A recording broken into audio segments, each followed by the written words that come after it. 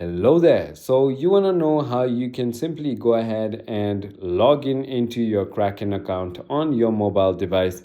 This is going to be the only video you'll ever need to watch on the internet. So let's just get straight into the video. First things first, all you need to do is simply go ahead and open your App Store and search for Kraken and download it already if you haven't. So simply once you've downloaded it, click on open and you're going to be on this page right over here, where all you need to do is simply go ahead and tap on sign in on the bottom left hand side of your screen. For me, I don't know why the application is connecting at the moment. Once you go ahead and click on sign in, however, what's going to happen is it's going to go ahead and ask you for your username and your password, and you can simply go ahead and log in into your account. So I hope this video was helpful. If it was, hit that like button and I'll see you on the next one.